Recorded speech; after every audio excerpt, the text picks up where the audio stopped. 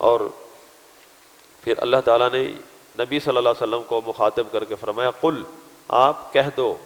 محمد صلی اللہ علیہ وسلم کہہ دو، لا اقول لکم عندی خزائن اللہ،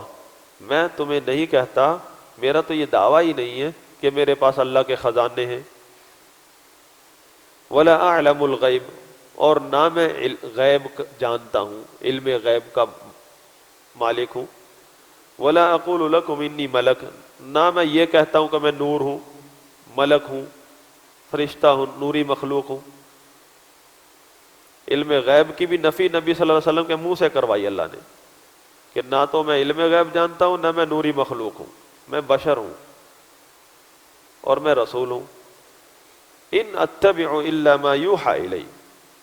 جو کچھ بھی میں بتا رہا ہوں اللہ کے بارے میں، غیب کی باتیں بتائی کہ نہیں نبی صلی اللہ علیہ وسلم نے، قبر کا عذاب، جہنم کا عذاب، جنت کے بارے میں باتیں، قبر کی باتیں، اللہ سے بڑی کوئی غیب چیز ہے؟ اللہ کے بارے میں کتنی معلومات دی ہیں،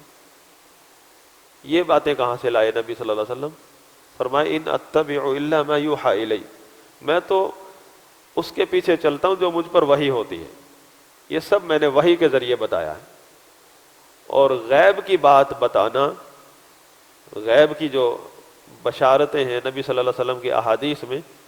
اس کو علماء کرام دلائل النبوہ کا موضوع دیتے ہیں کہ یہ احادیث نبی صلی اللہ علیہ وسلم کی نبوت کی دلائل ہیں یا علامات ہیں، کہ کوئی بشر بغیر وحی کے غیب کی بات نہیں بتا سکتا۔ جو بندہ غیب کی بات بتا رہا ہے آپ کو، یا تو وہ نبی ہے یا پھر وہ کذاب ہے والعیاذ باللہ۔ رسول اللہ صلی اللہ علیہ وسلم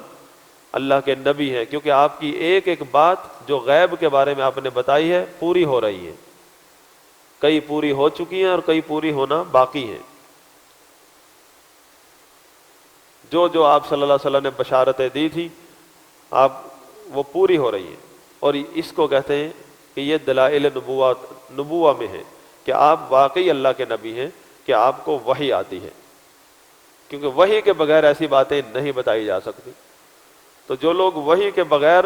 غیب کے دعوے کرتے ہیں، نبی بھی نہیں ہے، رسول بھی نہیں ہے، اور غیب کے دعوے کرتے ہیں، کشف کے دعوے کرتے ہیں، یہ شیاطین ہیں، شیاطین الانس، جن سے دور رہنا فرض ہے۔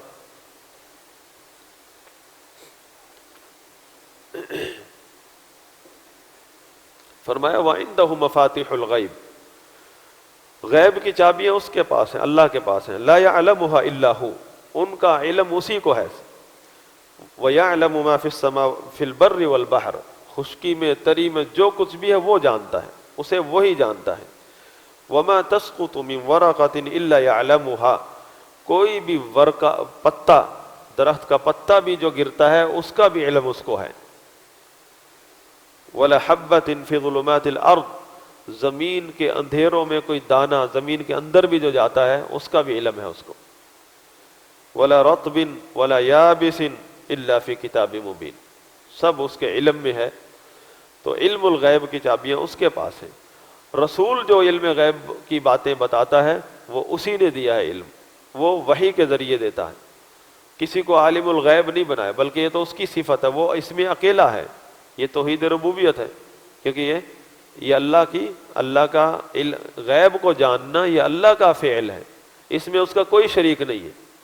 اگر کوئی کہتا ہے کہ اللہ تعالیٰ نے، ٹھیک ہے نبی صلی اللہ علیہ وسلم غیب نہیں جانتے تھے لیکن اب جانتے ہیں، یہ بھی باطل عقیدہ ہے۔ جتنا اللہ نے بتایا نبی نے ہمیں بتا دیا، وہ غیب ہم تک بھی پہنچ گیا۔ جو کچھ بھی اللہ تعالیٰ نے نبی صلی اللہ علیہ وسلم کو بتایا ہے وہ نبی علیہ الصلوۃ والسلام نے امت تک پہنچا دیا ہے، کیونکہ وہ امانت ہے۔ کوئی ایسی بات نہیں ہے جو اللہ تعالیٰ نے نبی پر نازل کی ہو اور نبی نے نہ بتائی ہو۔ اگر کوئی ایسا عقیدہ رکھتا ہے تو یہ بہت بڑا بہتان ہے، کیونکہ اللہ کا حکم ہے جو کہ پہلے آیت گزری ہے، یا ایھا الرسول بلغ ما انزل الیک،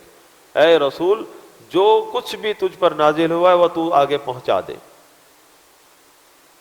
وَإِن لَّمْ تَفْعَلْ فَمَا بَلَّغْتَ رِسَالَتَهُ، اگر تو نے ایسا نہیں کیا تو تو نے اپنی رسالت کا حق نہیں ادا کیا۔ تو جو کچھ بھی اللہ تعالیٰ نے غیب کی باتیں بتائیں یا شریعت کی باتیں بتائیں، وہ نبی علیہ السلام نے اپنے پاس نہیں رکھی، ساری بتا دی، کوئی بھی اپنے پاس چھپا کر نہیں رکھی۔